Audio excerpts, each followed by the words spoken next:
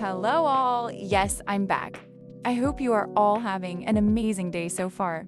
Today, I'm going to be sharing with you a game that I've found that deserves much more recognition. If you are a fan of horror RPG on Roblox, such as The Pride Isle, Eden's Orphan Home, Aqualia Falls, or Violet Boarding School, this might be your next favorite. This game is called Espesura Bay, created by the group AVELLANA.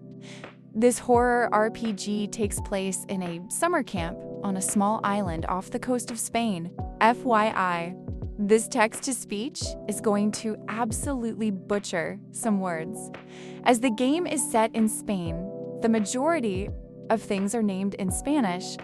This text-to-speech cannot pronounce that well. The main bit of lore you are given at the start of the game is that this island has almost no records of existing and nobody truly knows how they got there.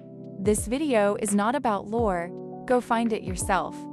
But if people do want to dive into the lore that has been discovered, I can make a separate video on my findings.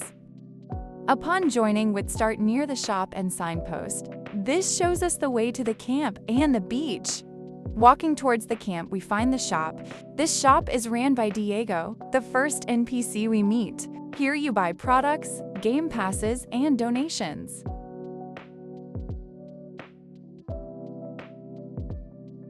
Now let's head to the actual camp. The walk is very short compared to most games. You don't have to climb a mountain to play. This is Carlos, our second NPC.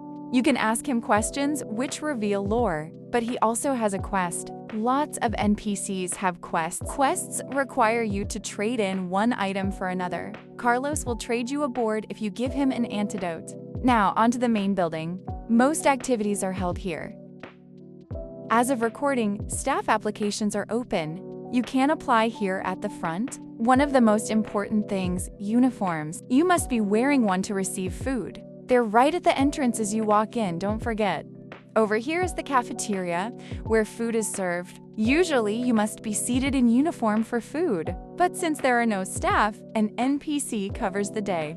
She serves everyone regardless, but get into the habit of uniform. To eat food, simply tap the Eat prompt when it's equipped. Remember to eat. Don't let your hunger drop to 0%. This is the main hall. Quite a few activities are hosted here.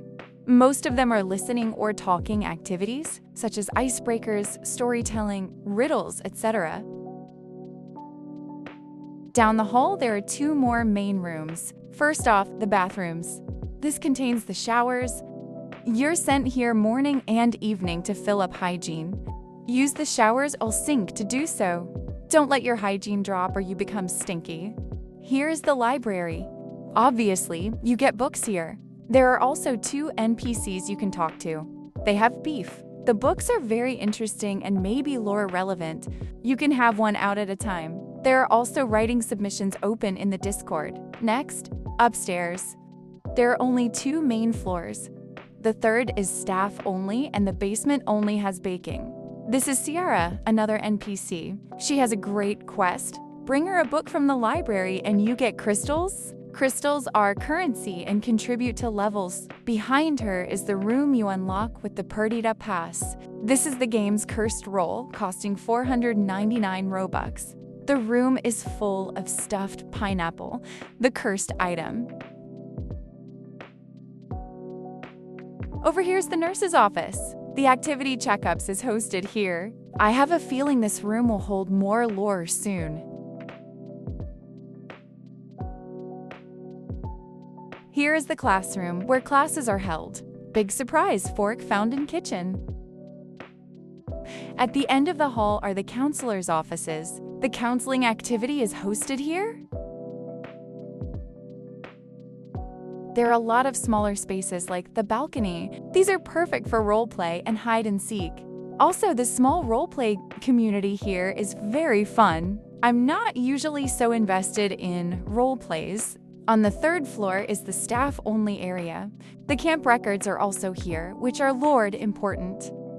I probably haven't played enough to find out about this. Lore hunters, I would love to have this figured out. Our final floor and room is the basement. It's hidden away, so a little easy to miss. The baking activities held here, my favorite. It's a big mini game I highly recommend trying out. There are quite a few ways to get outside. I'm just using the basement one as I'm close. The cabin and campfire is a big part of the game. This is where you go after dinner and sleep. The campfire minigame is held every night. Here's a clip of me playing it. You have to collect 7 sticks with other campers. Put these sticks at the campfire once collected. Once all 7 are collected, the campfire lights. You gain crystals for placing wood on the fire. Around the campfire are the sleeping cabins. You sleep and hide in these during curfew. Be careful who you share your cabin with. This is where the insanity bar comes into play. As insanity increases, you have these episodes. These cause hallucinations which genuinely frighten me. The higher your insanity, the more crazy stuff happens. You start seeing these shadowy figures around the map. This was the first time I've ever been chased and I freaked out. The hallucinations in this game are so unique and interactable. I truly believe they stand out from other games in the genre. So, that was my overview and tour of Espesura Bay.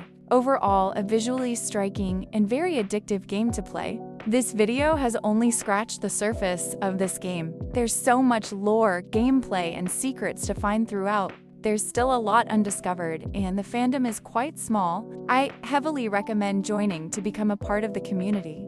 I've made so many friends during my time here, and you can too. I'm bound to make another video on this, so stay tuned. I also want to address my sudden return. Due to exams, I haven't been uploading much and I can't promise consistent uploads yet. I'm hoping to get at least 1 video a month, but we'll see. Anyways, that's all for this video.